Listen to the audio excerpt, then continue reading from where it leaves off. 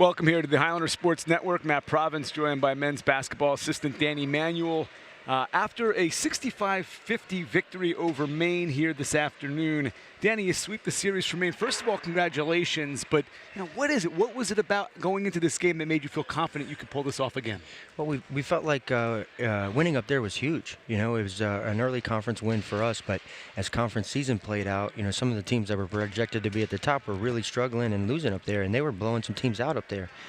So it gave us a little confidence knowing, hey, maybe we got a little something going here. And we felt like we had a good beat on what they were trying to do offensively, and then just coming down, trying to focus on their main guys. We've played good defense as of late, and then today, piecing the offense together with it, you kind of get more of a complete game.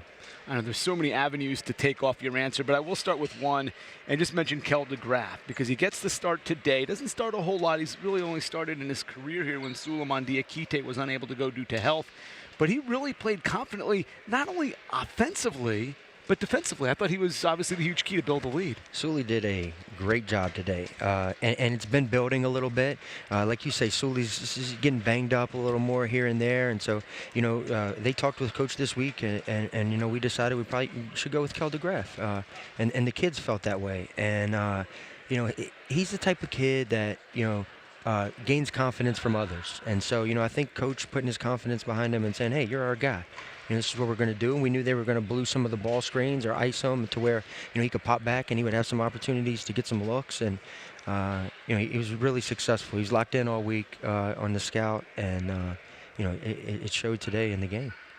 It's interesting, too, and I want to get back to the defense in a moment, but I want to talk a little bit about the team as a whole. Obviously, you lose Miles Coleman, your leading scorer, and if you look back at what he's done against Maine, he's always over 20 against Maine. He didn't have him for this game. But it seems like there's, at times, some cohesive play where everybody's getting involved, from Sullivan picking up his game to McMillan to Hess, and of course, we talked Kel DeGraff. Do you find as though, from watching practice and from getting out here, you're starting to find ways that you can kind of evolve and be effective life post-Miles Coleman? Because really, you have no other option, right? Have to, right? Have to. And Miles was so special at what he could do offensively that there were times where we'd break down and get the ball to Miles, and we're going to be okay. And we don't have that anymore. And I think that's really brought everybody to say, all right, we all got to lift us up by our bootstraps. If I'm a cutter, I got to cut, and now I got to do a couple other things. Maybe I'm a screener. I'm doing some more things now. And just playing together, just a synergistic, result of, everybody playing together and lifting everybody up, like being the sum of our parts. Sometimes even, when you got a go-to guy out there, sometimes guys are standing around watching, playing second fiddle, third fiddle, not playing their fiddle at all, right? And so now, Fiddleless. right, exactly. So now it's like, hey, it's my time's coming, and everybody's excited and ready to go. We've been locked in on practice days, and guys have been coming in and getting shots up because they know their opportunity's coming. You get, I'm not sure exactly the stats, but I'm sure he's probably shot 12 to 15 shots a game. It's a lot more to go around now. So that's I think everybody's excited and doing the preparation so that when the opportunity comes, we can be successful. I do want to point out there was one point in the second half where Kevin Osawe went on a little run where he went into the paint, was very patient with a whole set of pivot moves, and reminded me of Miles Coleman down the stretch. It's a good flashback to think that other guys can do this and step up. He certainly did towards the end there in the second half. But go back to the defense.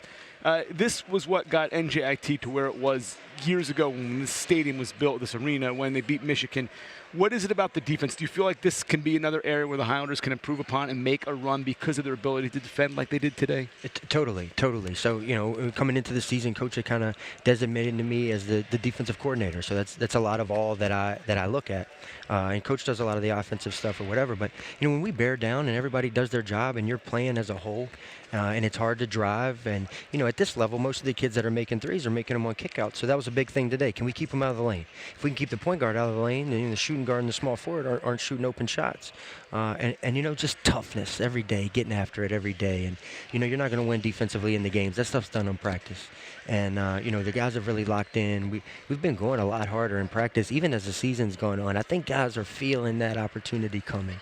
And the team, building, and hopefully we can, reach our peak at the right time, which is what it's all about, right? It's awesome to win games in January and February, but can you win a couple in March? Like that's, hopefully we're primed and ready to go.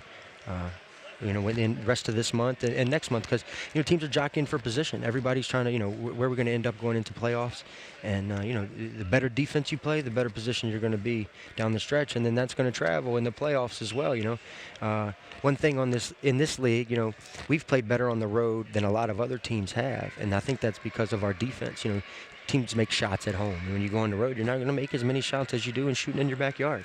But your defense travels, your rebounding travels, you know, your team cohesiveness travels, and I think we're heading in the right direction there. And they played well today, holding Asst, who scored 26 the last time to just 4 points, and then out-rebounding Maine by 15 today. So to your point, you do that at home, you take it on the road, you'll be in good position. And a lot of parity in this league. You get a couple wins here and there, you could be in good shape come March.